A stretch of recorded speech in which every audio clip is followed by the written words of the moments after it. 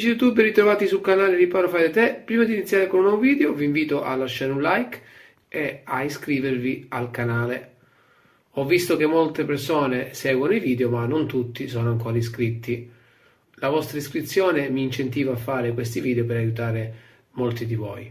Allora, vedremo come attivare il service menu sui televisori TCL con sistema operativo Android e Google TV. Andiamo in impostazioni, immagine,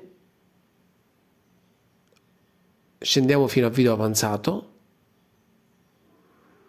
e andiamo in impostazioni di luminosità, andiamo su contrasto e digitiamo il numero sul telecomando 1950. Ecco, qui abbiamo il nostro service menu che compare sul nostro televisore. Per toglierlo basta pigiare il tasto exit. Se vi è piaciuto il video lasciate un like e ci vediamo al prossimo video.